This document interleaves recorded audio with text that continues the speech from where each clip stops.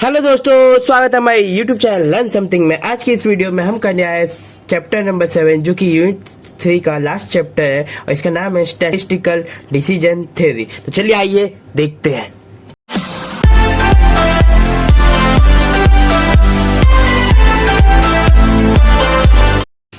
जैसे कि दोस्तों आप देख सकते हैं, हम आगे अपने टॉपिक स्टैटिस्टिकल डिसीजन थ्योरी के ऊपर। ये हमारे चैप्टर नंबर 7 है और इसमें कुछ चीज़ें जो हमें देखना है। चलिए आइए देखते हैं। पहला क्या है हमारा स्टैटिस्टिकल डिसीजन, जो है हमारा स्टैटिस्टिकल डिसीजन थ्योरी में का ही नाम है ये। जैसे कि आप देख सकते हैं स्टैटिस्टिकल डिसीजन। तो स्टैटिस्टिकल डिसीजन के बारे में क्या लिखा हुआ है देखते हैं। यहाँ पे लिखा है दोस्तों, to practice we make decision. यहाँ पे डिविजन्स लिखा हुआ मैंने। सो यहाँ पे डिवीजन की जगह पे क्या आएगा हमारा decision. So decision about population on the basis of sample information और sample statistic, such decision are called statistical decision. मतलब ये दोस्तों इसने क्या बोला है कि कुछ प्रैक्टिस करने, मतलब स्टैटिस्टिकल डिसीजन को प्रैक्टिस करने के लिए हम लोग क्या करते हैं, एक डिसीजन लेते हैं। जो डिसीजन किसके ऊपर होता है, हमारा पॉपुलेशन के ऊपर होता है, ऑन द बेसिस ऑफ किसके, सैंपल इंफॉर्मेशन। मतलब जो भी हमें जानकारी दिया जाता है ना, उसके बेसिस पे हम लोग इसके ऊपर क्या कहते हैं, डिसीजन लेते हैं। उसको क्या कहते हैं, स्टैटिस्टिकल डिसीजन कहते हैं। और उसके बाद से दोस्तों यहाँ पे और करके सैंपल स्टैटिस्टिक। अब स्टैटिस्टिक का मतलब मैंने बताया था मेजर ऑफ सैंपल होता है, उसी के हिसाब से इसने बताया स्टैटिस्टिकल डिसीजन। सो यहाँ पे इसने एक एग्जाम्पल दिया है। एग्जाम्पल क्या दिया हुआ है, we may wish to decide on the basis of sample data where a new drug is effective is curing a decision. मतलब दोस्तों ये क्या बोला है कि हम लोग अपने हिसाब से क्या कर सकते हैं, डिसाइड कर सकते हैं, वो भी किसके, on the basis of sample. जो भी डेटा दिया हुआ है कि वो डेटा सही है या गलत है, सो उसके हिसाब से इफेक्टिव क्यूरिंग कर सकते हैं, डिसीजन ले सकते हैं। फिर उसके बाद से दोस्तों नेक्स्ट हमारा टॉपिक आता है स्टैटिस्टिकल हाइपोथेसिस। यहाँ पे हाइपोथेसिस मतलब THESIS है, आप इसको ठीक से देख लीजिएगा, हाइपोथेसिस। इसके बारे में क्या लिखा हुआ है दोस्तों यहाँ पे देख सकते हैं आप। और ये क्वेश्चन बैंक का हमारा 8वां क्वेश्चन है, मतलब उसमें डिफाइन आई थिंक पूछा गया है। सो देखते क्या है, in an attempt to arrive at a statistical decision, it is useful to make acceptance about population parameter। अब इसने क्या बोला है कि एक मतलब अगर हम अटेम्प्ट करते हैं कुछ आता हुआ अराइव, मतलब किसमें, स्टैटिस्टिकल डिसीजन में, सो वो क्या है हमारा, यूजफुल है। अब क्या आता हुआ है हमारा, स्टैटिस्टिकल डिसीजन। सो स्टैटिस्टिकल डिसीजन क्या है, स्टैटिस्टिकल का मतलब भी बताया था मेजर ऑफ सैंपल। तो मेजर ऑफ सैंपल को जो डिसीजन करता है उसी वो हमारे लिए क्या है, यूजफुल है। फॉर किसके लिए, एक्सेप्टेंस अबाउट पॉपुलेशन पैरामीटर। और पॉपुलेशन पैरामीटर क्या बताया था मैंने आपको, मेजर ऑफ पॉपुलेशन। यहाँ पे पॉपुलेशन लिखा है, पॉपुलेशन का क्या करना है, मेजर करना है, मेजर करके जो एक्सेप्टेंस कहते हैं। फिर उसके बाद से इसने क्या लिखा हुआ है, दिस अजम्पशन मे और may not be true hypothesis refers to formal procedure used by statistician to accept or reject statistical hypothesis. एक और बात दोस्तों, अगर आपको हाइपोथेसिस का मतलब नहीं पता है तो सिंपली आप याद रखिए ख्याली पुलाव, जो कि हम अपनी नॉर्मल हिंदी भाषा में यूज करते हैं। या फिर आप ये सोच लीजिए जैसे कि हम अजम्पशन करते हैं, लेट करते हैं, कंसीडरेशन बोल सकते हैं हिसाब से, कंसीडरेशन या फिर अजम्पशन इंग्लिश में अगर आप देखें तो नॉर्मल इंग्लिश। और थोड़ा सा हाई लेवल पे जाएंगे तो उसको हम लोग क्या बोलेंगे, हाइपोथेसिस। तो इसी को इसने पहले तो इसने क्या बोला है कि अगर हम लोग क्या करेंगे, कुछ अटेम्प्ट करते हैं कि कुछ स्टैटिस्टिकल डेटा हमारे पास आ रहा है जो कि हमारे लिए यूजफुल है, क्या एक्सेप्ट करने के लिए, अबाउट किसमें, पॉपुलेशन मेजर करने के लिए। फिर इसने क्या बोला है, उस एजम्पशन को ये मतलब या तो होगा या तो नहीं होगा। क्या होगा नहीं होगा कि उस सही है, हम लोग ने मतलब ख्याली पुलाव जो भी पकाया है वो सही है। यहाँ पे देखिए ट्रू हाइपोथेसिस टेस्टिंग होता है, उसका टेस्टिंग करेंगे तो उसको वो क्या रिफर करता है, मतलब उसको हम लोग क्या बोलते हैं, फॉर्मल प्रोसीजर बोलते हैं। यूज कौन करता है, स्टैटिस्टिशियन, जो ये सब मतलब ग्राफ ये सब का डेटा दिखता है वो यूज करता है। फॉर किसके लिए, या तो उसको या तो एक्सेप्ट कर ले, सही होगा तो एक्सेप्ट करेगा, जाहिर सी बात है। उसका अगर उसने कोई कहानी बनाई है, वो कहानी अगर थोड़ा सा मैच खा गया तो आगे जाके वो मतलब कुछ ग्राफ देख रहा हो, जिससे आप ट्रेडर्स लोग को देखते हैं, कुछ लोग का पैसा इंक्रीज होता है, डिक्रीज होता है, कुछ लॉस में आते हैं, कुछ लोग प्रॉफिट में जाते हैं। तो प्रॉफिट में जाने वाला है और उसको समझ गया, वो कंफर्म हो गया, तो क्या करेगा, अपने प्रॉफिट में जाने वाली बातें को एक्सेप्ट करेगा और सबको बताएगा कि हाँ मैं प्रॉफिट में हो। अगर लॉस में जाएगा तो क्या करेगा, वो रिजेक्ट ही करेगा ना कि यार मैं प्रॉफिट नहीं पाया, तो उसका प्रॉफिट क्या हो गया, रिजेक्ट हो गया। सो वही स्टैटिस्टिकल हाइपोथेसिस है। फिर इसके बाद से there are 2 types of statistical hypothesis. अब स्टैटिस्टिकल हाइपोथेसिस के कितने टाइप होते हैं, 2 टाइप होते हैं। पहला टाइप होता है हमारा नल हाइपोथेसिस, दूसरा होता है हमारा अल्टरनेटिव हाइपोथेसिस।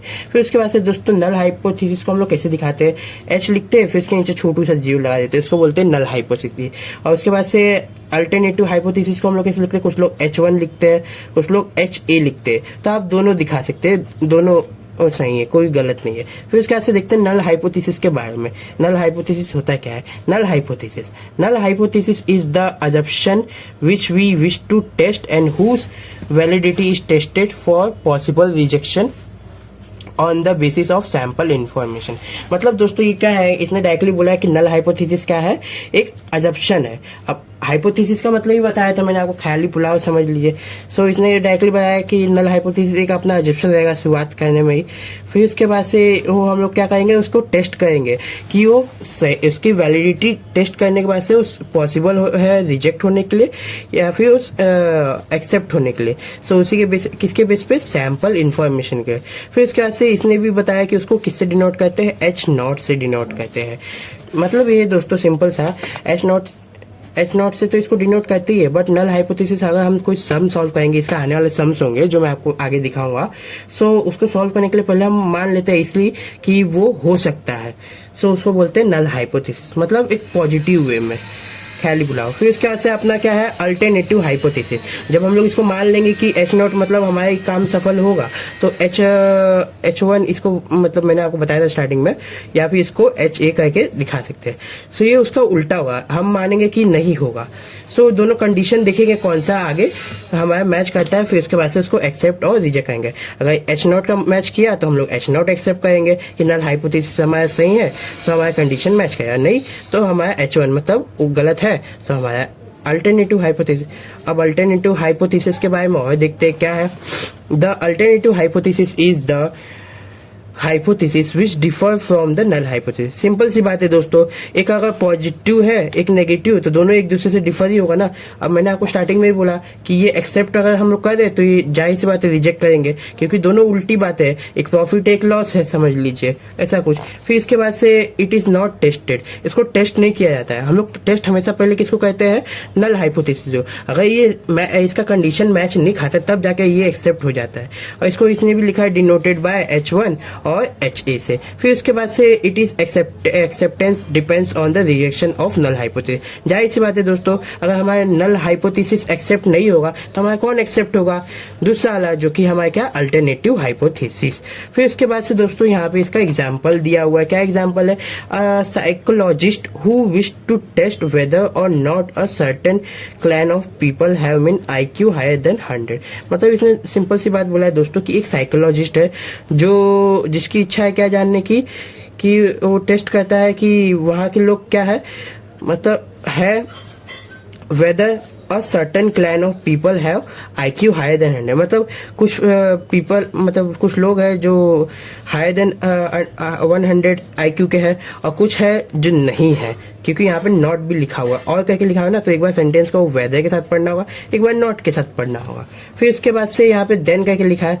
पहले हम सम को कैसे सॉल्व करेंगे, यहाँ पे थोड़ा सा इसका लुक दिया हुआ है। पहले हम लोग एक्सेप्ट करेंगे नल हाइपोथेसिस। नल हाइपोथेसिस क्या है, H0 क्या है हमारा, म्यू क्या है हमारा 100। अब 100 क्या है हमारा, so whether a certain clan of people have mean IQ 100 higher than 100। So ये हमारा क्या है, म्यू है, और म्यू क्या है हमारा नल हाइपोथेसिस। अब वही अल्टरनेटिव हाइपोथेसिस क्या होगा, मतलब इसका उल्टा बात क्या होगा, अल्टरनेटिव हाइपोथेसिस जिसको हम लोग H1 से दिखाएंगे कि mu naught is equal to 100। मतलब 100 से ज्यादा कोई IQ वाले वहाँ के पीपल होंगे ही नहीं। तो वो हमारा क्या है, अल्टरनेटिव हाइपोथेसिस। अब हम लोग को इसको क्या करना है, टेस्ट करना है, टेस्ट ऑफ हाइपोथेसिस और सिग्निफिकेंट ऑफ डिसाइड रूल। चलिए आइए आगे देखते हैं। सो यहाँ पे क्या है, प्रोसीजर दिया हुआ, मतलब प्रोसीजर मतलब सिंपल तरीका। सो हमारा तरीका क्या बोलता है, procedure that enable us to determine the whether observe sample differ significantly from the result expected and thus help us to decide whether to accept or reject hypothesis are called test of hypothesis और test of significance और rule of decision. मतलब दोस्तों इसने directly एक ही बात बोल दिया है इतने बड़े सेंटेंस में कि प्रोसीजर क्या है। प्रोसीजर हम लोग को एनेबल करता है, मतलब बताता है कि हम लोग उसको डिटरमाइन करेंगे। किसको डिटरमाइन करेंगे? सैंपल को, जिससे हम लोग क्या करेंगे उसको ऑब्जर्व कर पाएंगे। ऑब्जर्व करने के बाद से हम लोग को डिफरेंस मिलेगा कि सिग्निफिकेंस की जो भी रिजल्ट हमारा आने वाला है वो हमारा एक्सपेक्टेड रिजल्ट है या नहीं। अगर है तो उसको हम लोग क्या करेंगे? एक्सेप्ट करेंगे। अगर नहीं है तो उसको हम लोग क्या करेंगे? रिजेक्ट करेंगे। और एक्सेप्ट और रिजेक्ट कौन हो रहा है? अपना हाइपोथेसिस, जो भी हमारा ख्याली बनाया हमने। फिर उसके बाद से उसी को हम लोग क्या बोलते हैं? टेस्ट। टेस्ट ऑफ क्या? हाइपोथेसिस। या फिर टेस्ट ऑफ हाइपोथेसिस नहीं बोलना है तो आप कुछ और भी बोल सकते हैं। क्या? टेस्ट ऑफ सिग्निफिकेंस और रूल ऑफ डिसीजन। ये तीन उसके नाम है। देखिए, test of hypothesis, test of significance और रूल ऑफ डिसीजन। अगर किसी हाइपोथेसिस को हम लोग ने मतलब प्रोसीजर के हिसाब से किया, अगर सही है कि नहीं है, उस रिजेक्शन और एक्सेप्टेंस को हम लोग क्या कहेंगे? टेस्ट ऑफ हाइपोथेसिस और टेस्ट ऑफ सिग्निफिकेंस और रूल ऑफ डिसीजन। तो चलते हैं आगे का और टॉपिक के ऊपर, जो कि क्या है हमारा type number 1 and type number 2 error. इसके पहले दोस्तों बता देना चाहूंगा, जो अभी हम लोग ने डिफिनेशन का एक्सप्लेनेशन देखा, क्वेश्चन नंबर 9 का है दोनों, इसमें शायद आई थिंक डिफाइन पूछा गया है। और क्वेश्चन नंबर 8 और 9 यहाँ पे मैंने लिखा है, मतलब ये दोनों का है टाइप 1 और टाइप 2 एरर। तो देखते हैं क्या लिखा है। If we reject the null hypothesis, यहाँ पे थेसिस है दोस्तों, आप ठीक से लिख लीजिएगा। When it is true. अब इसने क्या बोला है कि नल हाइपोथेसिस को हम लोग कब रिजेक्ट करेंगे? जब वो ट्रू होगा, उसको हम लोग क्या कहेंगे? Type 1 error. मतलब ये एक एरर है, मतलब उसको टाइप 1 एरर। अब वो ट्रू होगा तो क्यों हम रिजेक्ट करेंगे? And probability of the type 1 error is denoted by alpha. और उसको किससे डिनोट करते हैं? अल्फा।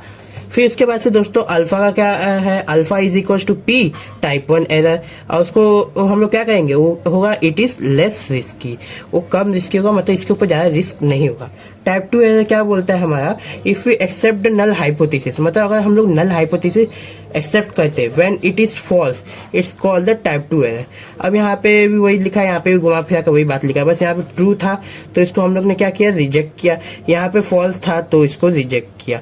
सो यहाँ पे इसने डायरेक्टली क्या बोला कि इसको क्या कहेंगे हम लोग? अगर हम लोग एक्सेप्ट करेंगे इसको नल हाइपोथेसिस को, जब वो फॉल्स होगा मतलब गलत होगा, तो उसको हम लोग टाइप 2 एरर कहेंगे। और उसको प्रोबेबिलिटी ऑफ टाइप 2 एरर क्या होगा? बीटा। एक बात आपको याद होगा दोस्तों कि मैंने आपको बीटा 1 किसको डिनोट करते हुए बताया था, और बीटा 2।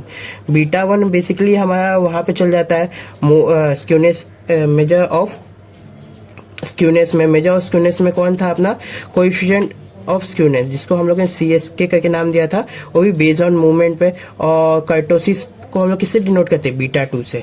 और यहाँ पे खाली बीटा किसके लिए? टाइप 2 एरर के लिए। और अल्फा किसके लिए? टाइप 1 एरर के लिए। So P type 2 error. और ये क्या है? It is more risky. ये बहुत ज्यादा रिस्की होता है as compare to type 1 error से। तो चलते हैं अपने एग्जाम्पल की तरफ। एग्जाम्पल क्या दिया है दोस्तों? A passing student is fail an examiner, it is an example of type 1 error.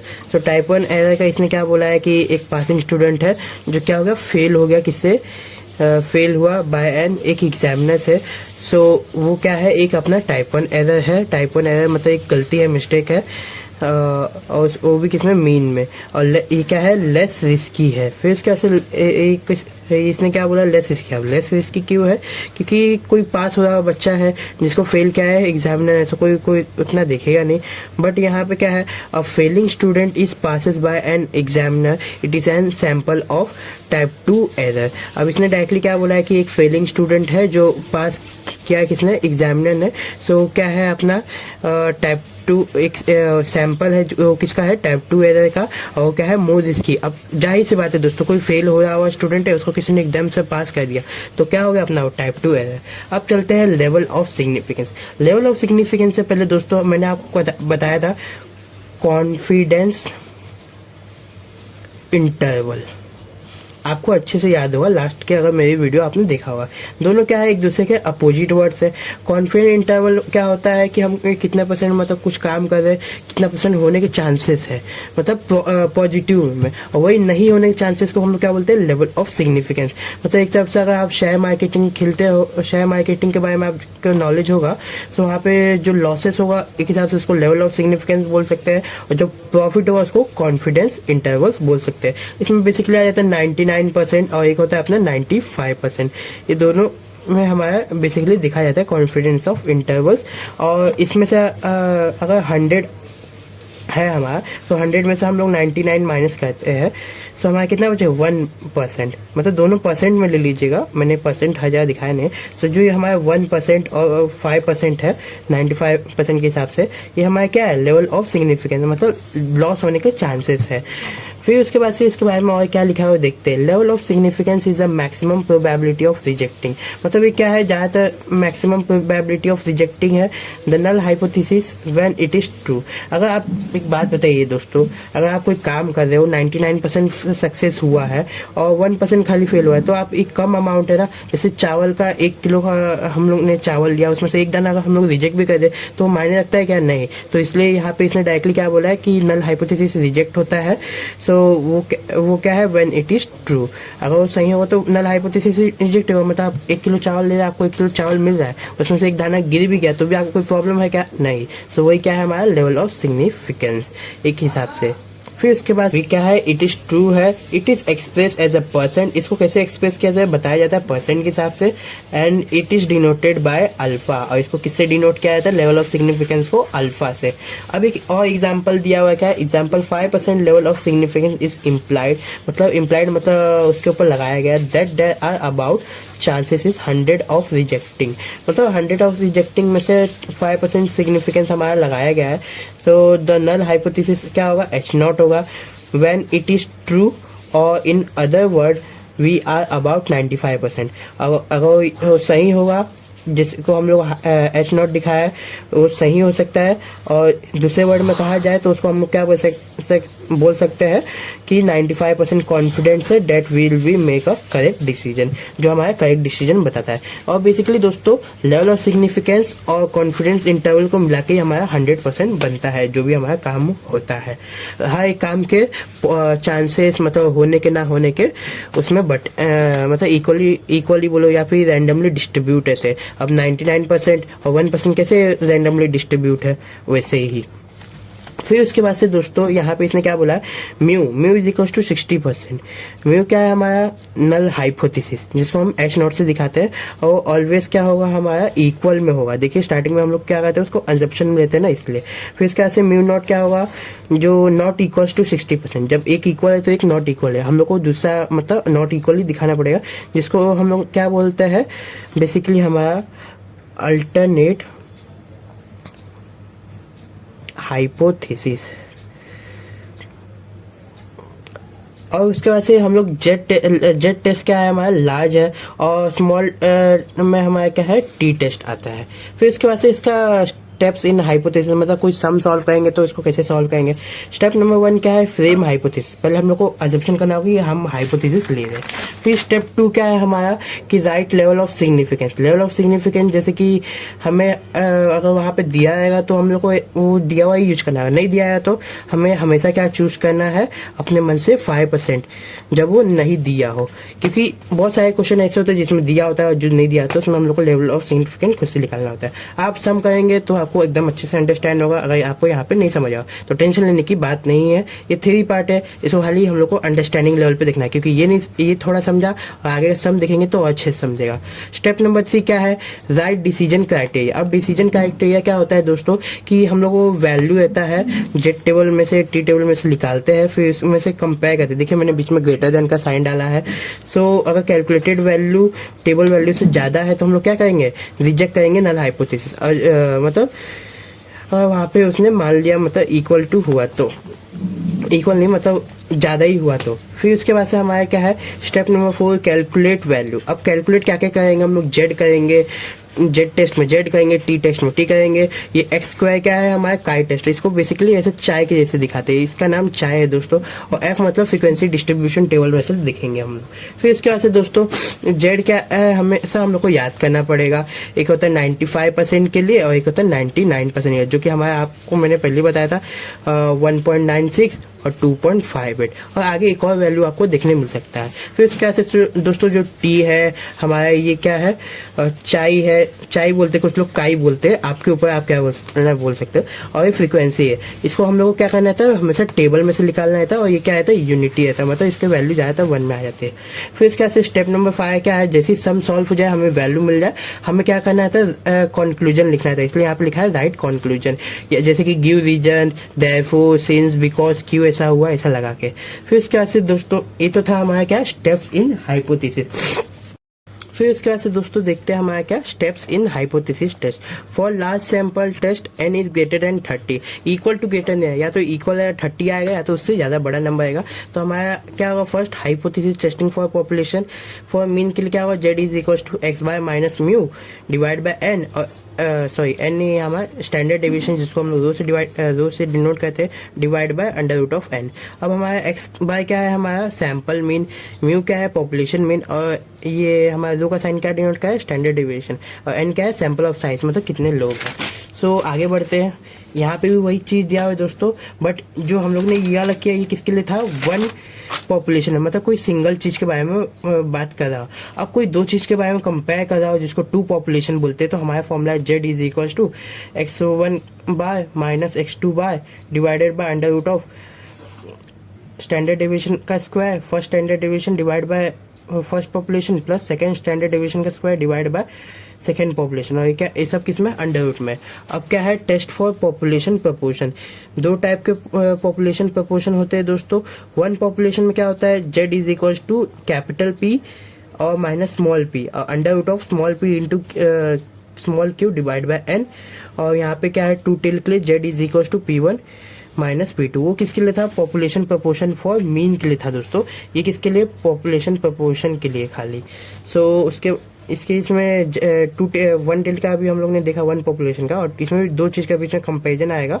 तो कैसे है कि z is equal to P1 minus P2 divide by under root of P1 into P into Q, under root में मतलब ये circular bracket 1 divide by n1 plus 1 divide by n2। अब p क्या है, हमारा सैंपल प्रपोर्शन, और एक और p क्या है, पॉपुलेशन प्रपोर्शन जो कैपिटल P है, n क्या है, हमारा सैंपल साइज है। फिर उसके बाद से दोस्तों हमारा आ जाता है डिसीजन टेबल का। डिसीजन क्राइटेरिया क्या है, टेबल फॉर जेड टेस्ट, तो अल्फा इज इक्वल टू 5% और अल्फा इज इक्वल टू 1%। 5% रहा तो कैसे, 1% रहा किसमें, और इन दोनों को किसमें देखना है, पहला क्या है, 2 टेल टेस्ट में। तो 2 टेल टेस्ट में हमारा 5% क्या है, 1.96 है उसका वैल्यू, और अल्फा 1% क्या है, 2.58, जैसा कि मैंने आपको बताया था 99% का जैसे हम लोग देख रहे थे। सो वही है, बस इसमें से खाली माइनस करके दे दिया है। सो बस हमें इसको याद रखना है।